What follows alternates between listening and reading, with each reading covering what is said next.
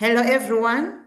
Thank you for joining Well-Being, Productivity, and Achievement of Dreams. If you have any questions or comments that are relevant to what we'll be discussing this afternoon, you can post in the comment section and we'll address them. We are discussing the topic infidelity and your well-being with Josiane. Josiane is not a stranger on this platform. Josiane, would you want to tell more about yourself to our viewers? Maybe if you have any upcoming events or who you are in a few minutes. Okay. Okay, Theo, thank you very much for having me, Tafazwa. My name is Josiane Gagum, aka Coach Diva Josie. I'm a Cameroonian married mother of 4 children and many adopted ones. And I'm a businesswoman. I run multiple ventures. I'm passionate about people, everything that brings hope and smile on people. Sign up for that. So I'm also running, I'm a co-founder of an organization called Suena Christian Women Entrepreneur Network for Africa. We encourage women to start and run sustainable businesses. I'm also the founder of Cradle of Hope, another organization that takes care of the needy, the underprivileged, and the orphan. So for upcoming events, yes, we have a fundraising gala dinner on the 6th of June. The purpose of and the book launch, we are launching an anthology that is bringing together 45 authors across Africa, standing behind the cause that is taking care of the need of the orphan and the underprivileged. So you are all invited. It's taking place in Randburg Apollo Hotel. It's promised to be a night of really encouragement and celebration, and also just standing behind a cause. Besides that, I'm also an author of many books, among which the anthology that is upcoming. I wrote about marriage, about purpose, and I usually respond to a call that is around what I subscribe to. So in line with that, the Lord always put in my heart to write from my own experience or the experience of others around me. Now, thank you very much, Tafazo, for having me. Thank you for availing yourself. You discuss loneliness and emotional instability that arises from when a couple is in a long distance relationship because of work. Can a couple feel lonely when they are together? And some people engage in infidelity because they say a colleague at work is feeling that emotional gap in them. And what do you say about cheating to feel emotional instability or loneliness, to manage loneliness? Okay, thank you for that question. For me, I will firstly say that loneliness in relationship is not about physical. Is nothing. Remember that when we talk about oneness in marriage, it's embrace physical aspect, spiritual aspect, which other aspect, financial, everything that is bringing us together. So it's often about, when I know in this case, we often refer it to emotional distance. So a person may feel lonely when they are not truly heard, when they are not understood, or when they are not appreciated, supported, and emotionally connected to their partner. That has nothing to do with distance. Sometimes we even refer, there are even people that are married, but they are single. You know, single in the sense that there's no oneness between the couple. Remember, it says in the Bible that two shall become one. And that oneness, when it's not achieved, it's even if you are in the same room, it still have the feeling that you are single, that you are not together.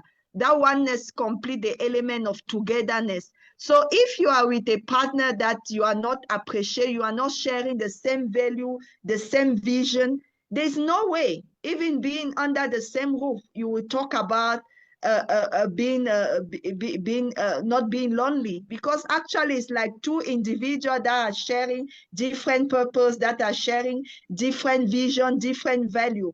But marriage was meant to bring the two of you, the couple together. So it has nothing. It's true that distance can increase the aspect of oneness if one does not care about. But for me, I say you can be distant if you are intentional, you are knowledgeable about what is it to be married.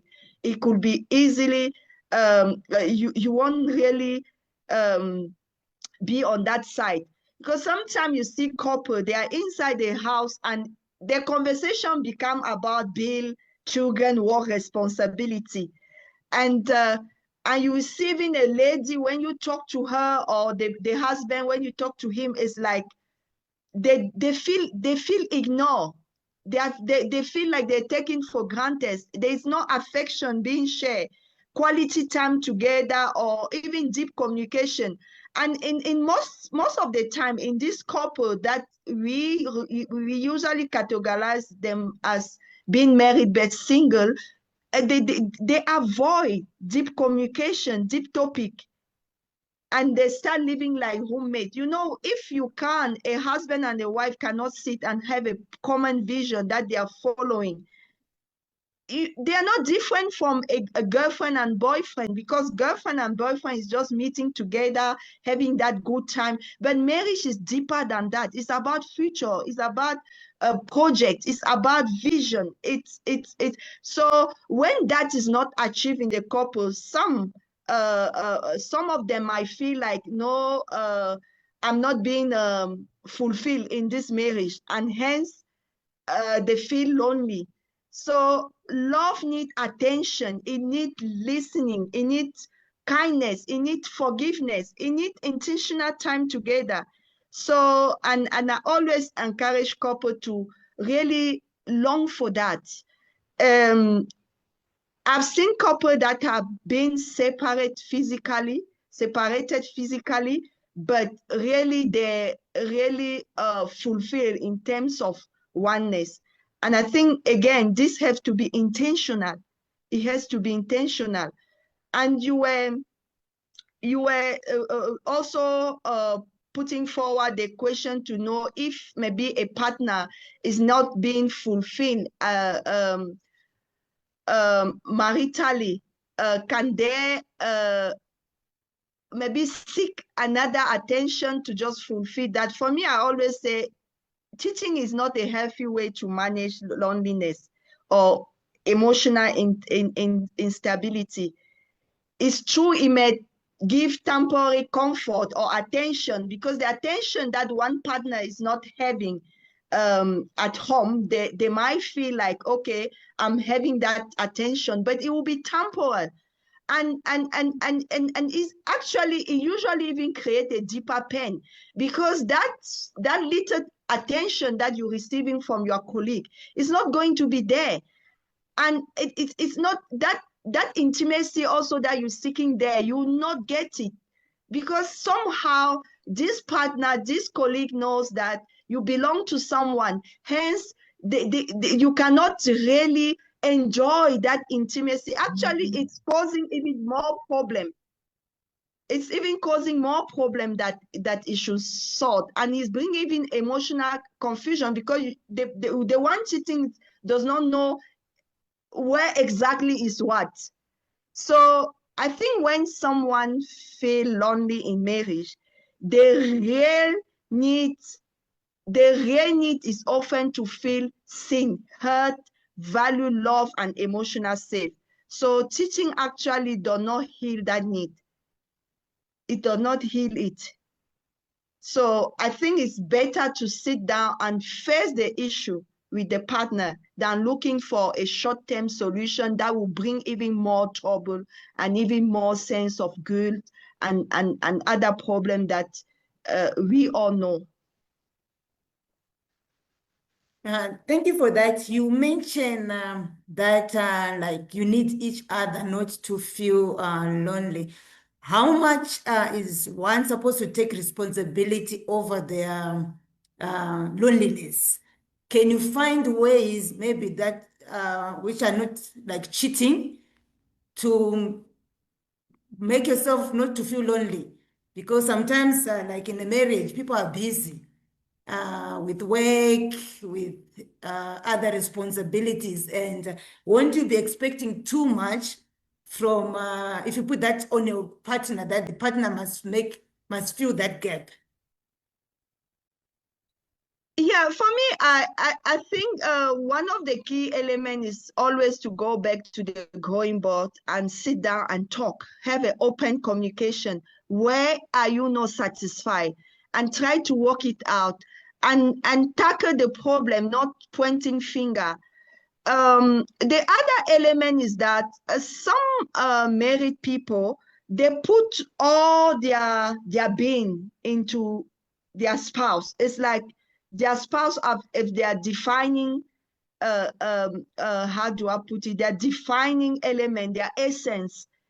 They don't have any other life that sometime maybe can compensate the void that is being. I'm not saying that those other elements will fill up the void, but when you are balanced in terms of your social life, your spiritual life, and any other life, we have seen couple once they get married, when they get married, especially ladies, I've interacted with so many of them. Everything about their life become their marriage. They cut away friends, they cut away any other relationship, they even cut work. I've seen women who have educated. Once they get married, the husband say, okay, no, you don't need to go to work anymore, I will take care of you. That is red flag, because now it seems like this man or this woman is becoming everything for you. So the moment that person attention is not there, you feel lost. But if at least you were balancing your life, that void that is being left there, you would have maybe compensate them in that specific period with other things. When you go out, you forget. When your partner is busy with work and so on, you can be also busy doing with your friends. You can be busy with your study, with your work. It's not going to be heavy as if you just put everything into the hand of that particular person. And I think, again, communication about the need is very important.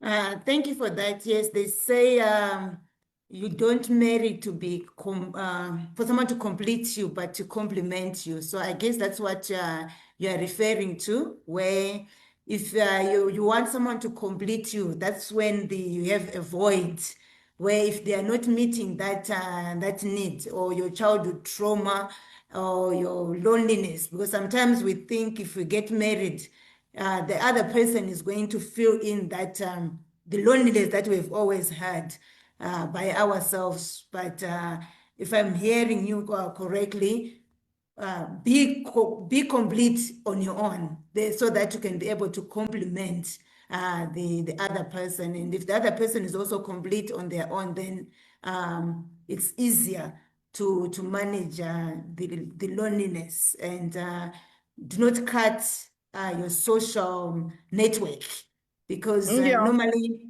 what causes people to cut their social networks, it could be like you mentioned, the husband saying, now I'm all about you, which you said is a red flag, because there's no one person who can feel all your needs. They can feel Mm, that the other part, but maybe your friends, your girlfriends will fill the other gap. mm, So I agree with you that you have a balanced life.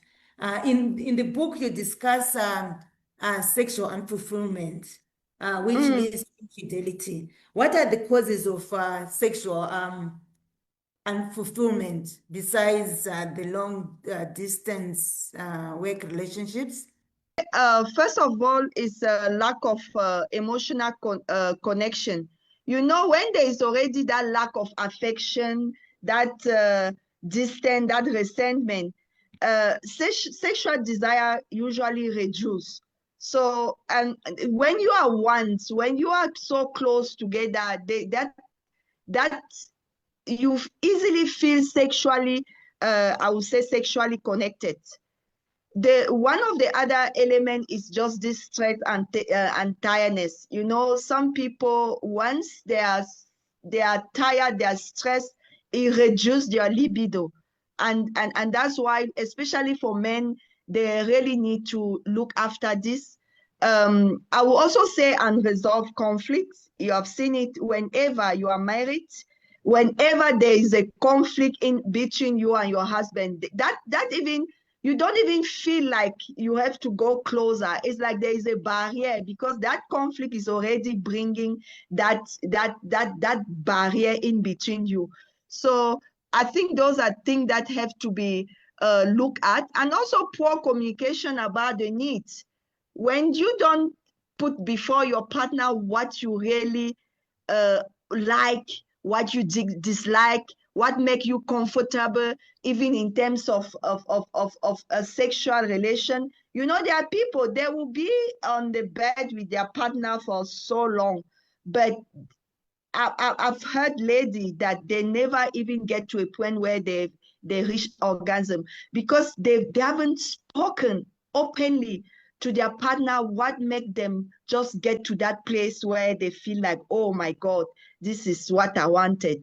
So, and this thing also have to be talked about because silence sometimes can create frustration, and frustration in the sense that you are with someone, but you never really able to explain what is your expectation in terms of sex. So sometimes it become like is a punishment. You just going on that bed just to fulfill your duty. And yeah, so I think there is just also lack of poor communication about expectation, about needs, and even yeah, and even beyond that. I asked that in your book you mentioned that some men cheat at work Mhm. because they are bored. So I just mentioned that I think that one they've addressed it from loneliness, because I think if you're bored, Yes. you're lonely. But I'd also mentioned that I've spoken to women who, because they've been cheated on. Uh, Mm-hmm. Remember, I spoke to a woman who was saying they were in a marriage like even for 7 years, and there was no sexual Mm-hmm. intimacy because their husband was cheating at work. What would you say to such a person? They're hating, maybe what causes them to resist is because maybe sometimes they're even flashbacks. You know, when you're hating, uh, there could be flashback. There could be that trauma of Mm-hmm. just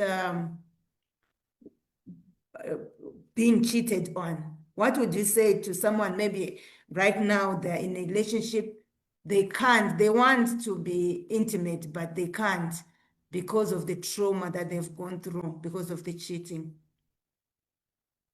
Uh, for me, I would say yes, it's happened in marriage. It happened, but it's not the end of it. We can couple can pass through it. It takes time. It takes again. Um, it takes time. It takes also the commitment to really forgive, the decision to forgive, because it's you can't blame yourself for the act that the other person have done, but you always have to find it in your heart to forgive and also to talk about it, to really talk about it, and to open up, even to seek other help. And for me, I usually say to just pray for, because infidelity is like a treason. It's like it's so deep. if God have gotten to a place where he said the only reason why you should divorce is because of that, it means that is deep. So it's just the other partner bringing in something that is huge. And for me, I will always tell the one that have been betrayed, don't hit yourself on the wall. It's not your fault. And pray for your partner for you to come to a common decision where you can find way out. In way out is that the other person have to amend. The other person have to bring back trust. And it's also, it's not your only responsibility. I think it's both sides for you to forgive and for the other person to make amends. But you shouldn't carry the blame of the other person wrongdoing. Me, I start there. Because it's their responsibility. They are the one who indulge in that. Despite whatever have happened, you have done, it does not justify. It does not justify that the action that they have taken. I like that when you say they have a responsibility, because normally there's a challenge that what if the person is not repentant? You're talking about praying for the partner. Yeah. If someone is not repentant, and are you not putting the burden on the one who is being hurt, also to pray for the other person? Yes. Yes, remember when you come, marriage is how do I call it? Marriage is an institution that is being created by God. So we cannot really succeed in marriage if we don't bring God. And cheating is one on the thing that God already put before us that is dangerous. It means that when it's beyond us, and I'm not giving excuses to the one that have cheated, but I'm saying that if you really want to rebuild your marriage, there is need to really invite God, because remember that we also have an enemy out there that is there to destroy marriages. That is one of his mission, because he knows that when it's being destroyed, there are many people that will be affected. So for you, the other partner, if you can gather again your strength to pray over what have happened, but prayer is not does not mean that you remain at that place of prayer, but there's need for also action, for accountability. And sometimes because the one who have cheated can be blinded, can be hard-hardened, you need also to pray for God to allow you to even be slow in condemning, and also to forgive, and also for the other person to be able to come back to reason.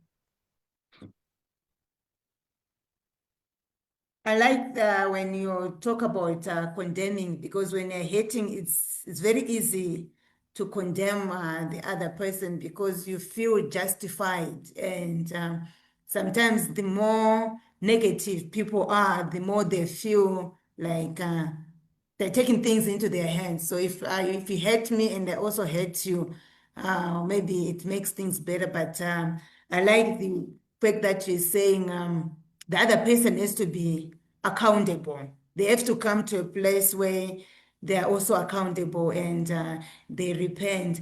What does flirting mean? Many people talk about flirting in the workplace.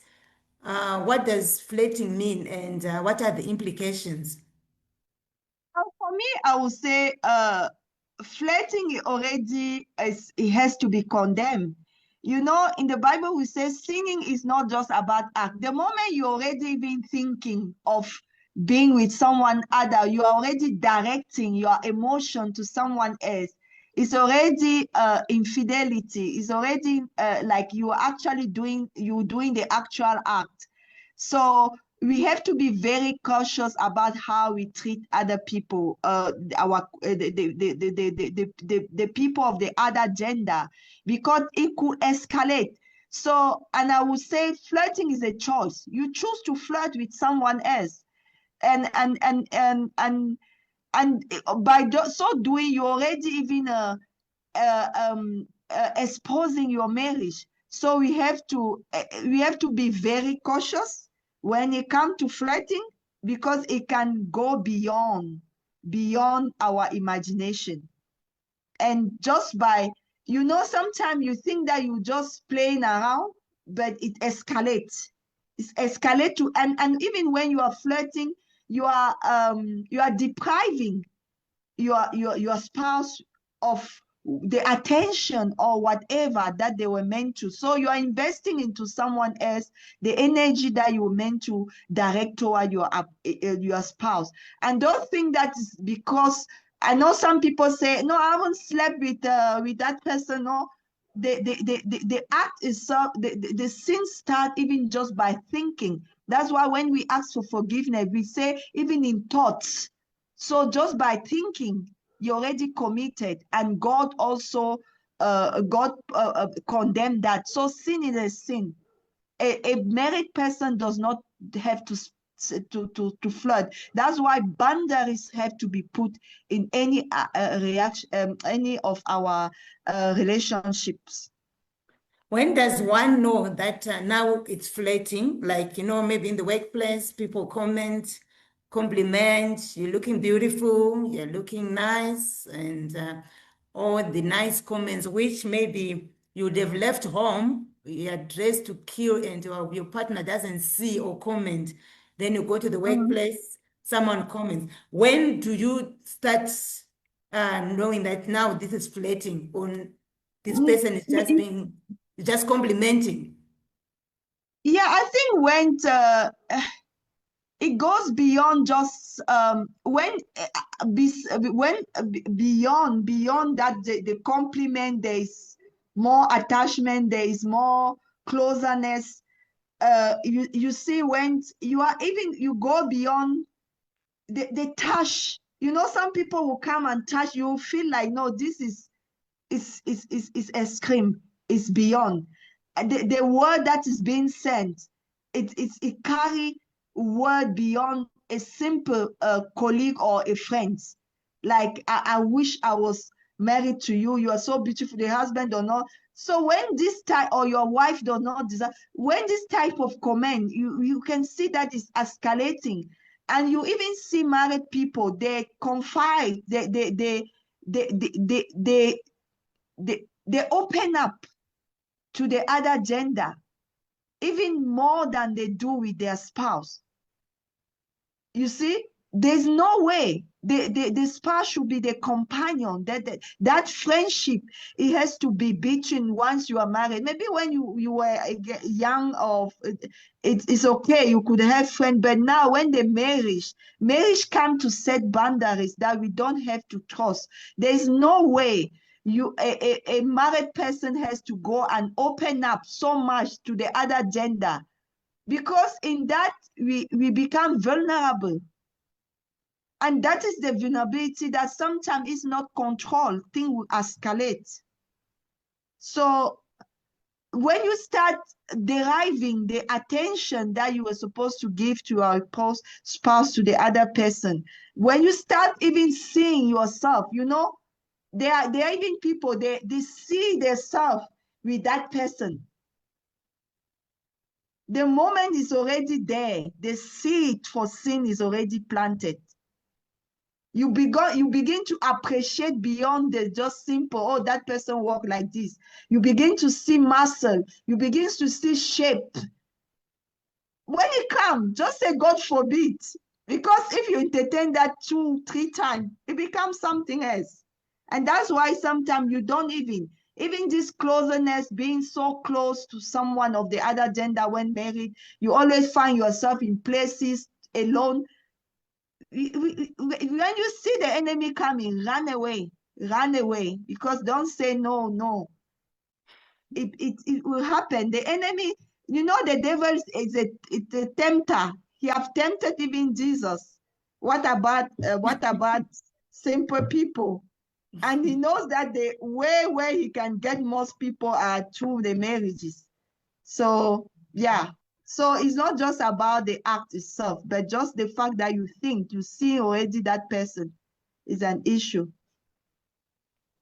Yeah, no, I hear you. I think when it gets to a place where you're finding comfort in the other person, which you would not find in your partner, then I think we should start fleeing from what you're saying. And I'm sure you can also tell that if even the communication is too much, if you are texting each Mm. other midnight and the And you don't communication, even and you don't even disclose that content to your spouse.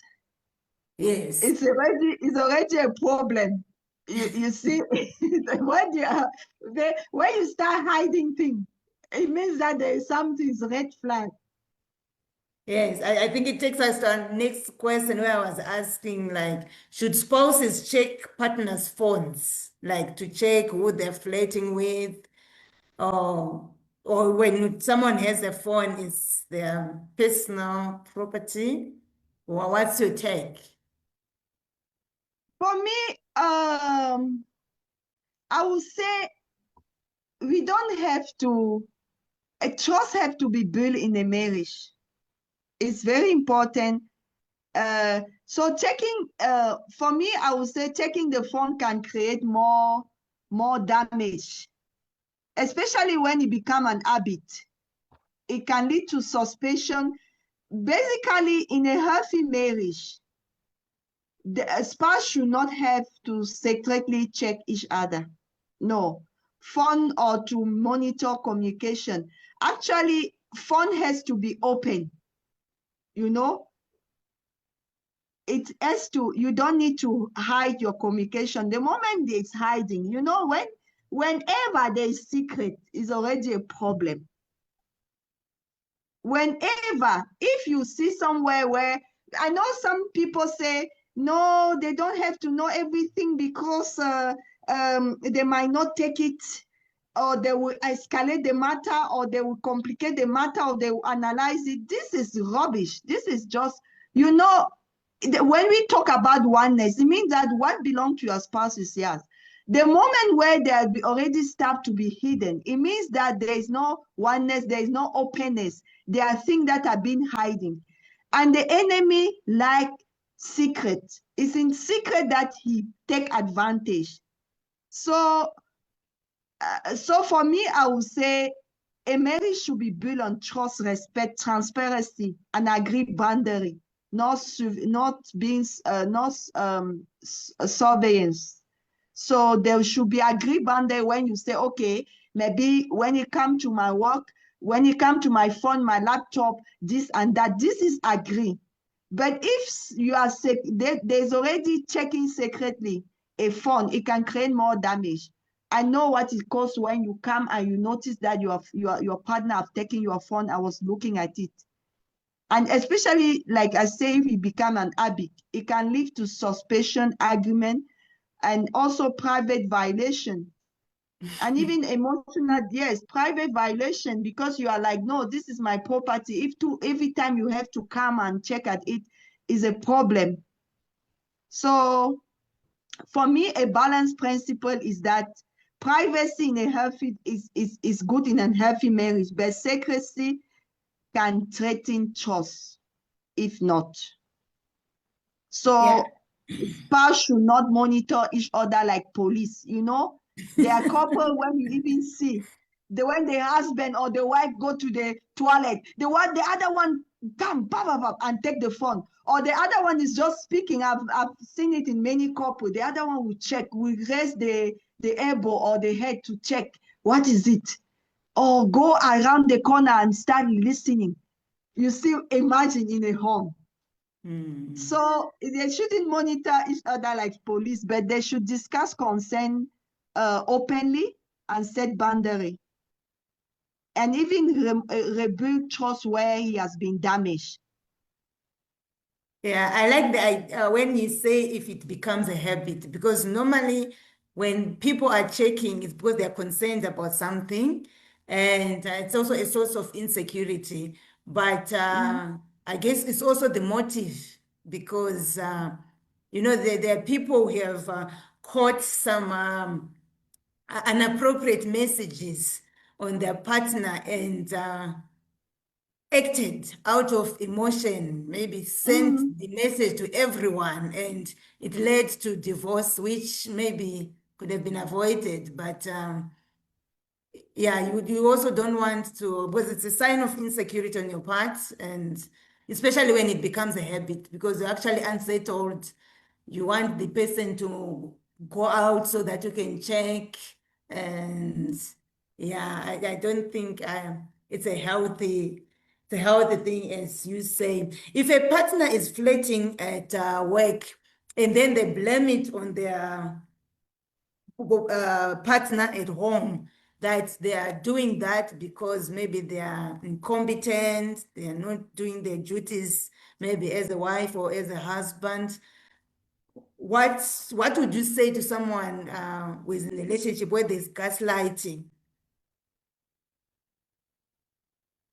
Okay, come again, please. Then the network How glitch. would you advise someone who is in a relationship where the partner flirts or cheats, maybe at work, but when they want to address the matter, then the other partner gaslights or makes it about them. They tell them, I cheat because I'm not a good wife, you don't respect me, you're incompetent, you can't cook, the other person can cook, the other person listens, the other person makes me feel respected or honors me, and things like that. I know for me, I would say uh, it can be a way to shift responsibility and avoid accountability. And most people, most cheater use that method. But I think there is a way where we have to sit down and discuss about it and really talk about it. There's no way you will take the blame of the wrongdoing of someone. Yes, it's true that in the process of seeing how you have come to that, we can try to look at the causes, but the key thing is that the one who committed the action should first of all recognize it. That is the beginning. You know, the beginning of every problem is to acknowledge that, okay, I've done wrong. But if you are not even accepting what is prevailing and trying to shift, it means that you are not ready for solution.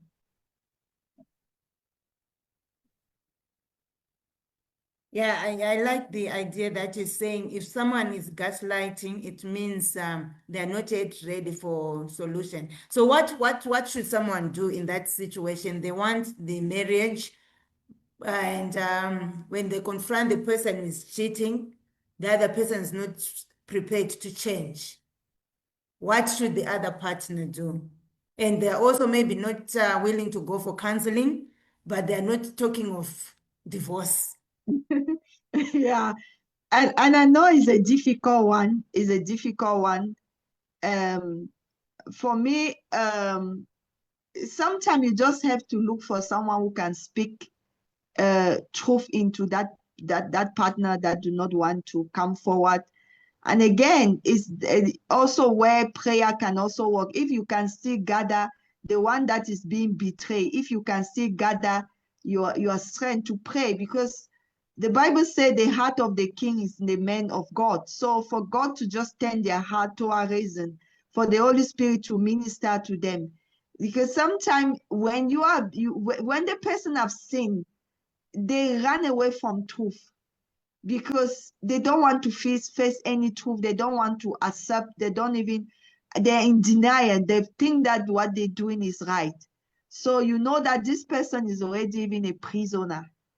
And you who is not into that, you have to gather your force, your strength to really bring life into your marriage if you can, or seek a third party solution. It could be family member that you trust. It could be a counselor, marriage counselor, and any other person.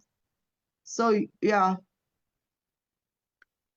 These days, women also cheat. I'm sure maybe in the olden days, maybe women used to cheat, but now it's very common where if a woman is cheated on, they also cheat. What would you say about that? Where if you cheat, I also cheat. No, for me, I will say the husband betrayer should not push a woman into betraying her own value. You know, his teaching may explain your pain, anger, loneliness, and desire for revenge. Yeah, at that time, it's more of desire to revenge, but it's not make cheating a healthy solution. That will never be a solution. It bring even more hurt. Too wrong does not give a good. So cheating back often created more wounds, actually, more mistrust, more shame, more confusion, and even sometimes it even damaged more the relationship. Vengeance is not something that you really get the best out of it. So basically, it's even making the situation worse, because it will get to a point where now the husband will have even a pointer to turn back to you and say, oh, and sometimes you even, especially for a woman, a woman is the symbol of dignity.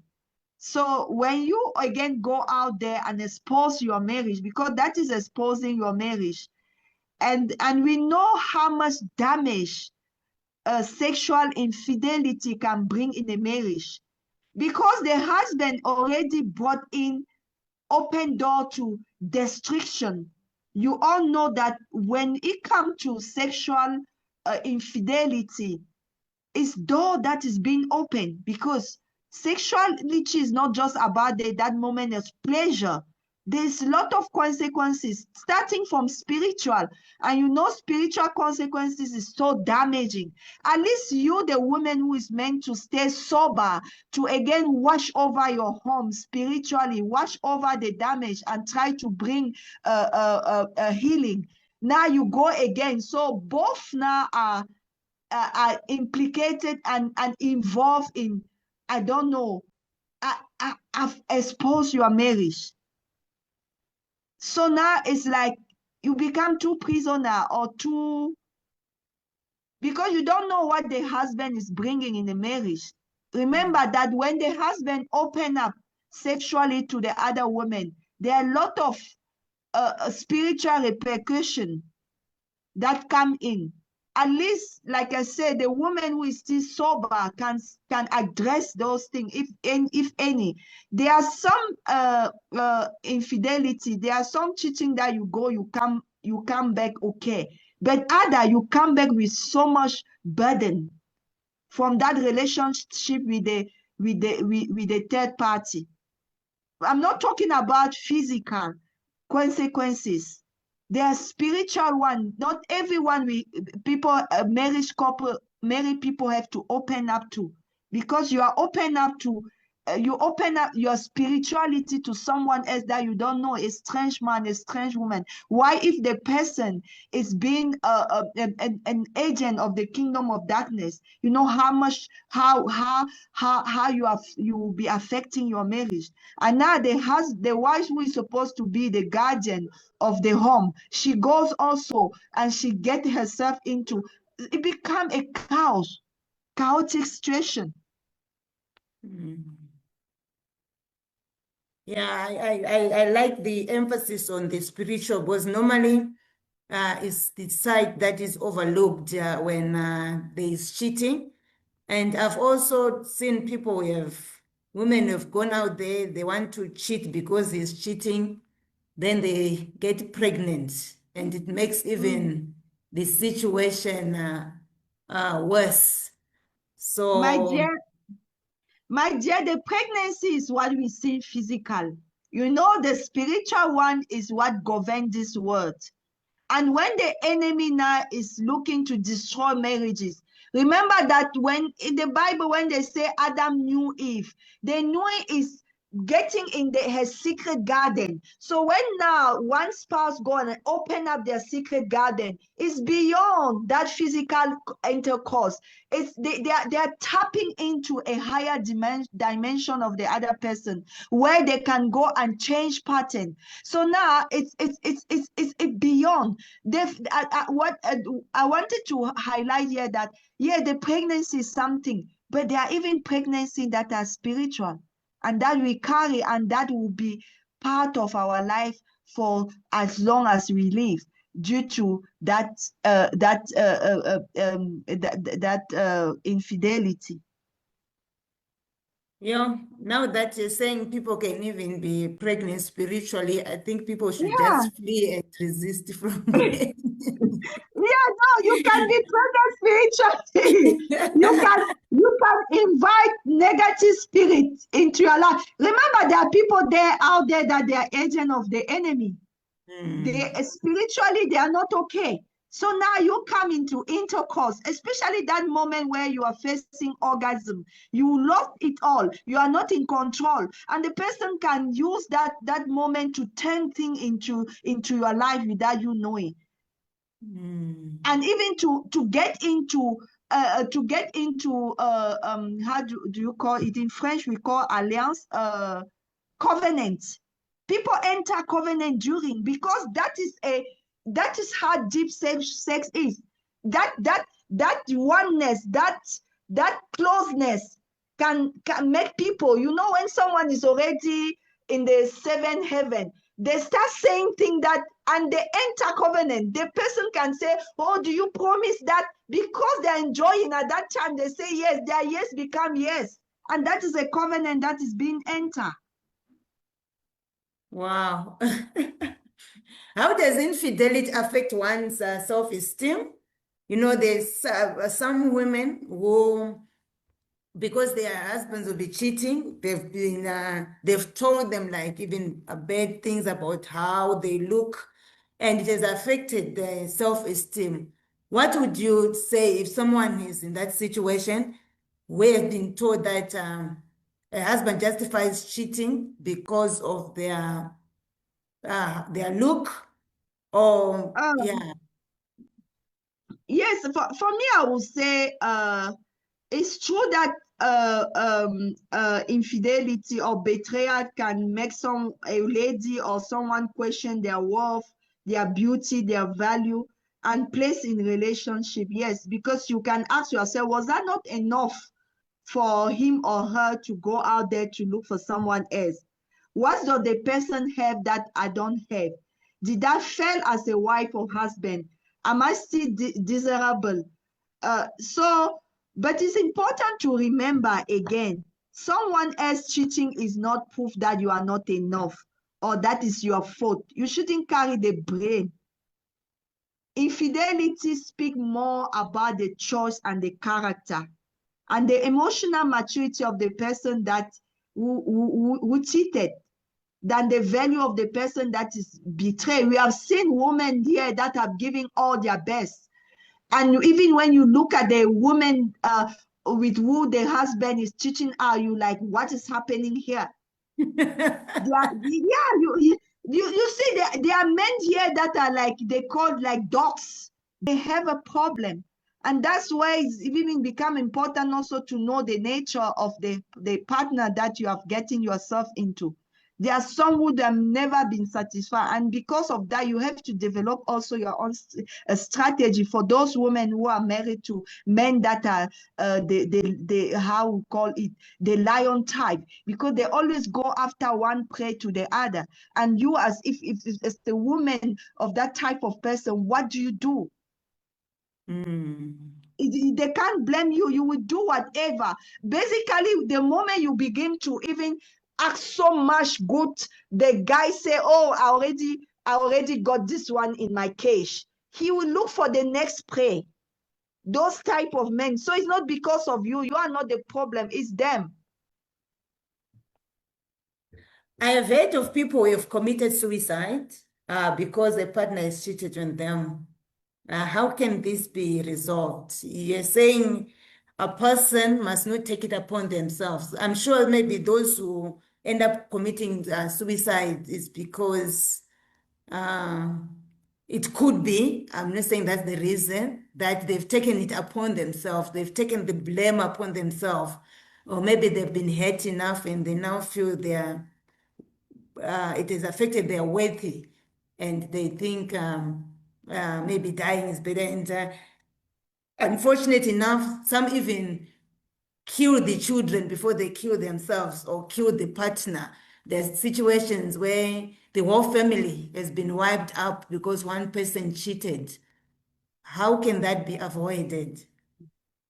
For me, I usually say you can't put your well-being, a spouse cannot put their well-being, their how do you call it, their happiness into the hand of anyone.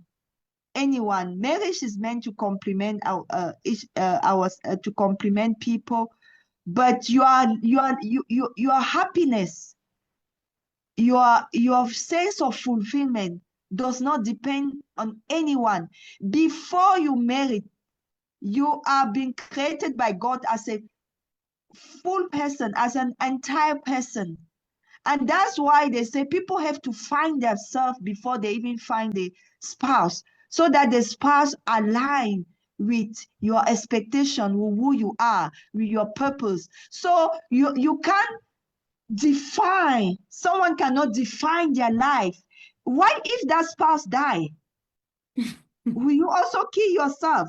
No. You were created, me as Josie, you as Tafazra, you were created, God defined you, and the marriage is just a component of one of the things that you are meant to fulfill on this earth. It's just part of it. So it's just because that one is not working that you have to cut yourself off this life. I'm sure when you go and meet the maker, he's going to be very hungry. That who even told you that that husband and that wife was even the perfect choice for you, or my perfect? And why were you killing you even choose that person? It wasn't even my will for you. Now you get in yourself into that, you put everything into the hand of that person. That's why people should have higher value, a great sense of fulfillment and purpose. And marriage is just a component the same way as, but marriage is meant to help us to accomplish ourselves, but it's not the defining purpose of who we are on this earth. There are people, even with or without marriage, we have seen people who, after getting married, one of the spouse passed away, same time. Actually, when the person is even teaching, it's a call for you to say, I'm not supposed to put all my ex, or all my happiness, not even supposed, because does that person even deserve me? When you begin to ask yourself that question, it's allow you to remove yourself, not to even feel like, oh, without the person I would die. No. If this person value me, would the person go and cheat on me? If I'm not I'm not of high value for this person, why would that person be of high value for me to the point where I hurt myself? But I think the defining point is when people have not find themselves, when people have not embraced their identity, have not embraced their purpose. Because when you do so, you notice that marriage is just a component of the bigger picture and not a defining point, not to talk about your spouse. I like that response that we have a purpose, whether you're married or whether you're not. So you always value yourself to the extent that you realize that, as you mentioned, that the reason why the other person is cheating, it just shows their character and weakness, not necessarily reflecting who you are. You may have contributed here, maybe in the marriage, have done things that have maybe offended the person, but they still need to make a decision not to justify cheating. What are the boundaries to avoid infidelity in the workplace? And how can couples rebuild trust after infidelity? For me, I also wanted to, sorry, I'm just coming back to the previous question before we move to that. I'm saying a couple, they should not make permanent decision with temporary storm. Some storm also will come and pass. But when you go and kill yourself, you commit suicide, it's a permanent, it will remain. And I've seen people even committing suicide and leaving children behind. This is a negative mark that you're putting in the life of these people. It will affect them their whole life for generation to generation. So we have to think twice, not to make permanent decision based on situation. The pain is real, yes, but healing is also possible. Restoration, dignity can be restored. We have seen men, we have seen women that have been really going the wrong way.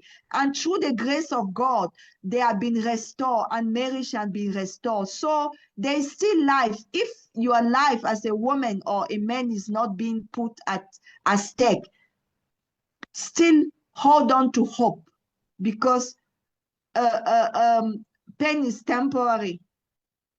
Yes. Your worth is not in the, and again, your worth is not in the other person. No. And coming to the workplace infidelity, how it can be prevented, we have to avoid temptation. Even Jesus, he was tempted, as I pointed out. But by protecting emotional intimacy, our emotional intimacy, we owe it to our spouses. And also transparency is good. When you begin to receive certain type of messages, it's good, it's important. The enemy already downplay with when there's secrecy. So you have to refuse to give a colleague the attention and secrecy and affection that belong to your spouse. For me, it's that. It's just about controlling boundaries. And how can you rebuild trust after infidelity? For me, I will say that it requires truth and patience and accountability. When a spouse begins to shift blame, it's already a problem. And I think also repentance is very important. It starts there. Wherever there is openness, wherever there is truth being put out there, it destroys the work of the enemy in couples. So it's good for transparency to be there, for healing to happen, and consistent action over time. If the one who cheated was the one they have to just start open their phone, showing to the other that there's nothing, being more present, paying more attention, showing more love. That is how the trust is being rebuilt. Remember, trust is being earned, and for it to be earned, it requires a lot of work. It requires a lot of time, investment. It is rebuilt by repeated behavior that proves safety again, because the other partner that have been cheated on want an environment that is safe, want to trust again, want to love again. Thank you so much for availing yourself this afternoon. We really appreciate. What are your closing remarks, and where can our audience find you or get your book, or if they want your services, coaching services, where can they find you? Okay, as closing remark, I will say that God is the one who institutionalized marriage. This is idea. And we cannot succeed in marriage if we don't bring in the picture. So he has the ingredient, and some of his ingredients he have put it in the Bible.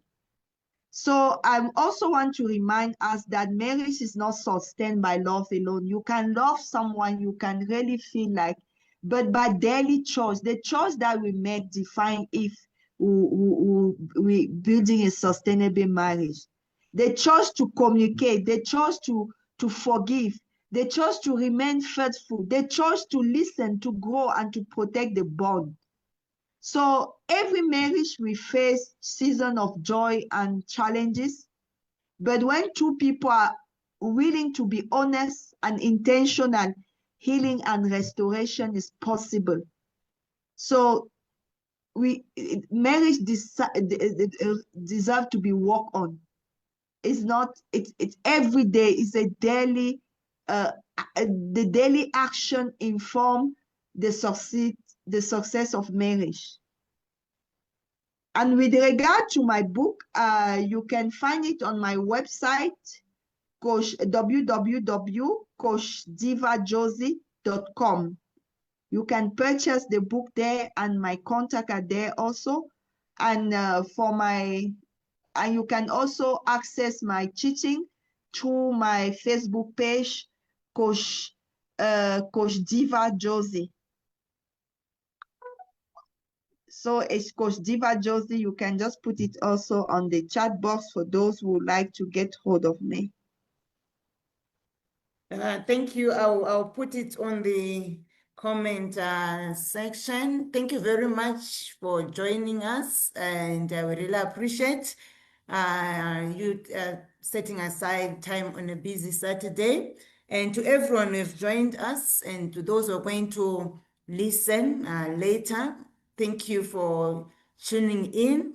As Josiane said, if you have been cheated on, do not make permanent decisions on a temporary storm. Healing is possible. If you are cheating, repent. It's a decision that you're making which is not good for your spouse. So you repent, you change.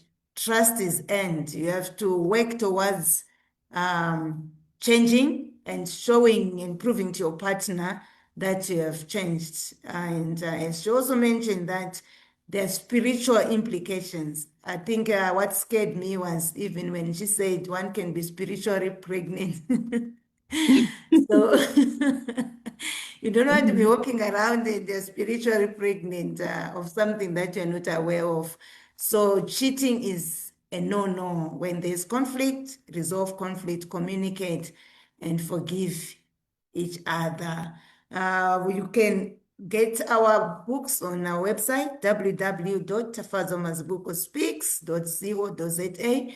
We also do individual and group coaching on personal development or personal growth issues. And also, if you want a life coach on gender-based violence, if you're in a relationship where there's gender-based violence and you want some coaching to find yourself, we can also help you.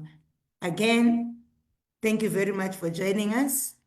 Your dream is worth fighting for. Have a great weekend. Cheers. Thank you very much, Jess.